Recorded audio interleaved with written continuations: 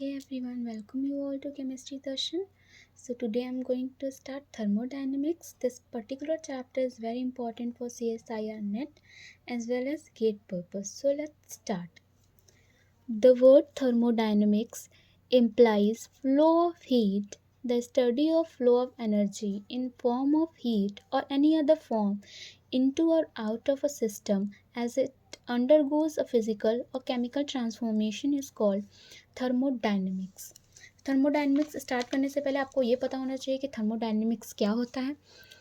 तो कोई भी केमिकल रिएक्शन से आप क्या हार्नेस करते हैं, वर्क और हीट. और कोई भी केमिकल रिएक्शन आप क्यों करवाते हैं, to get the desired product.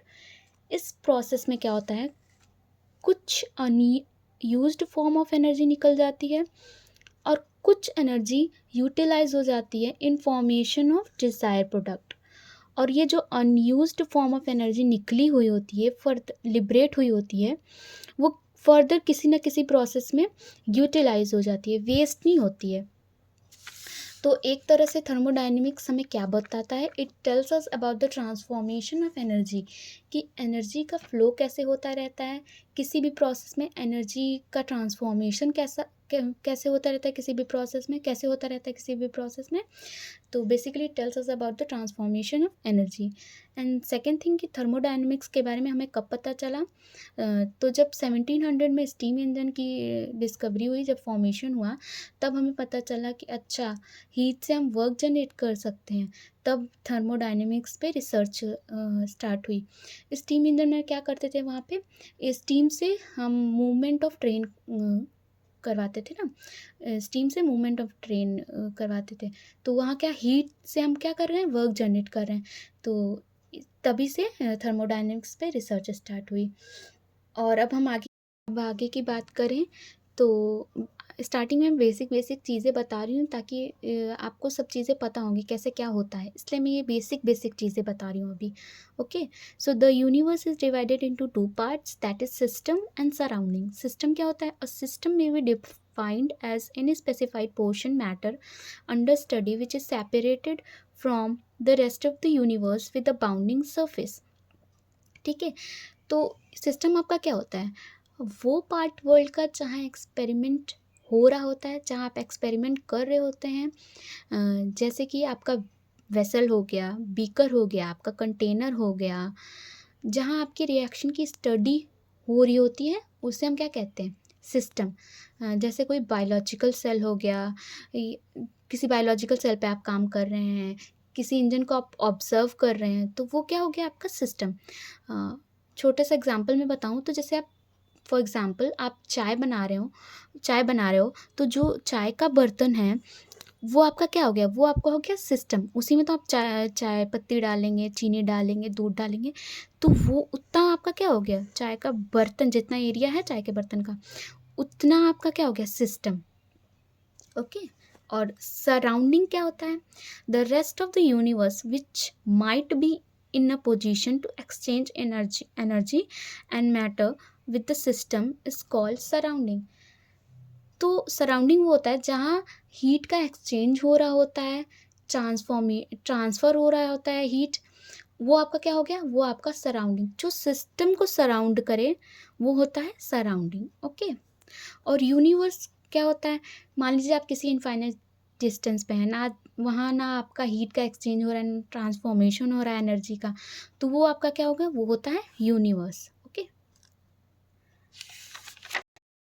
system is divided into three parts: open system, closed system and isolated system. Open system open system, a system which can exchange matter as well as energy with its surrounding is said to be an open system. मान लीजिए जैसे ये कोई box है, इसमें matter और energy है, तो इस बॉक्स से मैटर और एनर्जी का ट्रांसफॉर्मेशन और एक्सचेंज होता रहेगा सराउंडिंग से, तो इसे हम क्या कह सकते हैं, ओपन सिस्टम. क्लोज सिस्टम क्या होता है, a system which can exchange energy but not matter is called closed system. मान लीजिए इस बॉक्स में है, इस का, जैसे मैटर का हमने लिड बंद कर दिया तो मैटर का तो ट्रांसफॉर्मेशन या एक्सचेंज नहीं हो पाएगा सराउंडिंग से, केवल एनर्जी का होगा। तो इसे हम क्या कह सकते हैं, क्लोज्ड सिस्टम। जिसमें केवल एनर्जी का एक्सचेंज हो सराउंडिंग से उसे हम कहेंगे क्लोज्ड, और जिसमें दोनों का होगा, एनर्जी और मैटर दोनों का, उसे हम कहेंगे ओपन। और आइसोलेटेड सिस्टम क्या होता है, a system which can neither और nor matter, neither can exchange energy nor matter with its surrounding is called isolated system। इसमें क्या हुआ, इसमें हमने दोनों का लिड बंद कर दिया, तो ना मैटर का ट्रांसफॉर्मेशन एक्सचेंज हो पा रहा है और ना एनर्जी का एक्सचेंज हो रहा है, तो इसे हम क्या कहेंगे, isolated system. So now coming to the two properties, that is extensive and intensive. Intensive. An intensive property of a system is that which is independent of the amount of substance present in the system. Intensive. So the name itself suggests intensive. Intensive is what you can write independent. तो ये depend नहीं करता है amount of matter पे, ये depend नहीं करता कि how much moles you have taken, what amount you have taken, what volume you have taken, तो ये डिपेंड नहीं करता अमाउंट ऑफ मैटर पे। Let me explain you with a straight example कि suppose you are heating a bucket of water, तो ऐसा तो नहीं होगा कि 1 ग्लास ऑफ वाटर आप ऐड करेंगे तो सडनली टेम्परेचर डिक्रीज़ हो जाएगा, या ऐसा तो नहीं होगा कि सर्टेन अमाउंट ऑफ मोल्स डालेंगे तो अचानक से टेम्परेचर इंक्रीज़ करने लगेगा, तो ऐसा तो नहीं होगा ना। तो ये क्या है, इंडिपेंडेंट है अमाउंट ऑफ मैटर पे। Extensive is what, it is dependent. An extensive property of a system is that which depends upon the amount of substance और substances present in the system. Example, mass, volume and energy. Volume की बात करें तो क्या volume depend करता है कि कितना अमाउंट आपने कितना लिया है, यस बिल्कुल करता है।